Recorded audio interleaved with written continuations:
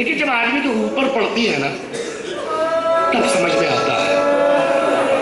جمعرات کا دن تھا، میں اپنے گاؤں گیا ہوا تھا، اتنے میں رات کو ایک فون آیا کہ فلاں کا انتقال ہو گیا سعودی عرب میں، تو ایکسیڈنٹ ہو گیا، وہ لڑکا مر گیا۔ گاؤں کی بات تھی، بھاگے فوراً وہاں، کچھ دیر تک بیٹھے رہے۔ جن کا بیٹا جوان لڑکا تھا ان کے پاس آج بسکٹ لے کے گئے۔ میں نے کہا چچا اب 1 مہینے بعد لاش آئے گی، 40 دن بعد آئے گی، کیا پتا، اب نے سوئیوں کا انتظار ہے کچھ، تو کب تک بھوکے رہیے؟ میں نے کہا ہاں بیٹا بات صحیح ہے۔ کھا لیا۔ پھر 40-45 دن کے بعد جنازہ آیا، نارمل ہو گیا پورا گاؤں۔ پھر میرے پاس فون پہنچا کہ کل لاش آ رہی ہے، چلے آؤ نماز جنازہ کے۔ پھر چلا گیا میں۔ اب صاحب وہ پورا منظر میری نظروں میں ہے کہ 40 دن کے بعد جو لاش آئی، ایسا ہنگامہ تھا پورے گاؤں میں، لگ نہیں رہا تھا کہ 40 دن پہلے انتقال ہوا ہے۔ اور جس وقت گھر سے جنازہ نکلا ہے عجیب کیفیت تھی۔ تب اچانک میرے ذہن میں خیال آیا، اس کا مطلب یہ ہے کہ آدمی چاہے جتنا روتا روتا تھک جائے، تدفین میں چاہے جتنی دیر ہو جائے، جس وقت گھر سے جنازہ نکلنے لگتا ہے اس وقت کوئی ورثہ کو چیخنے سے روک نہیں سکتا،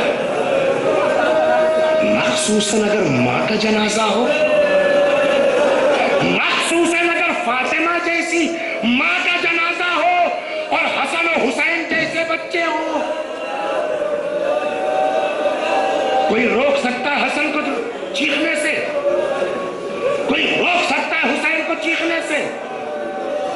تو عقل کیا کہتی ہے؟ جس وقت ماں کا جنازہ نکل رہا ہے حسن کو چیخنا چاہیے، حسین کو تڑپنا چاہیے، مگر حالات آواز نکلی، 2-4 نے اگر سن لیا،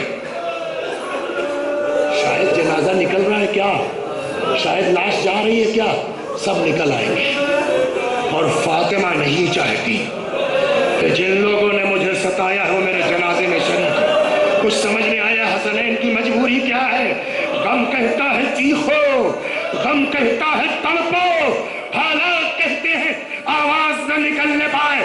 چنانچہ روایت کہتی ہے آگے آگے فاطمہ کا جنازہ ہے، پیچھے پیچھے حسن و حسین گریبان میں منہ ڈالے آہستہ آہستہ سسکتے ہوئے ماں کے جنازے کے ساتھ ساتھ۔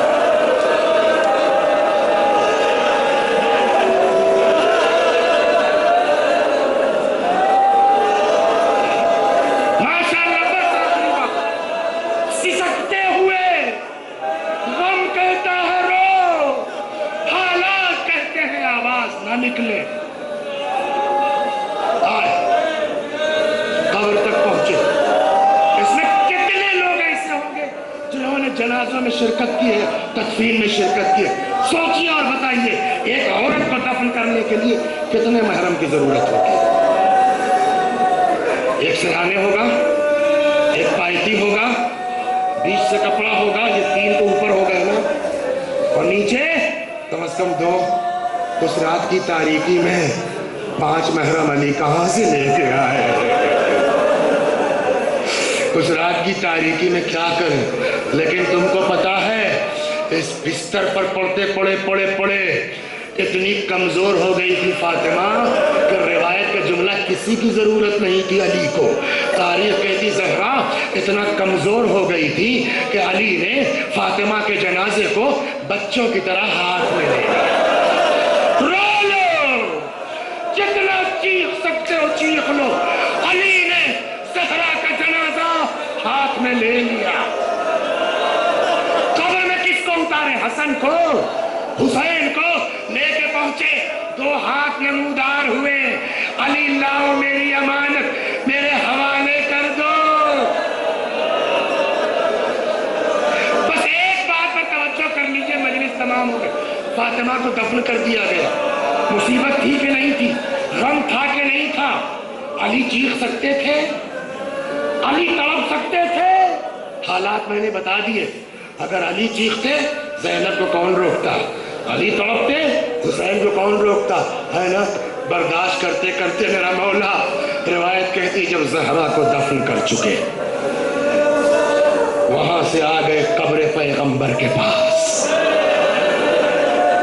یا رسول اللہ سلام ہو آپ پر میری طرف سے اور آپ کی بیٹی کی طرف سے جو آپ کے پاس ابھی پہنچی ہے. یا رسول اللہ ابھی وہ بتائیں گی آپ کو کہ آپ کے بعد ہم پر کیا گزری ہے. اس کے بعد کہتے کہتے عجب جملہ مولا نے کہا قل یا رسول اللہ ان صفیت کا صبری. یا رسول اللہ آپ کی چہیتی کی جدائی علی سے برداشت نہیں ہو. اتنے میں عباس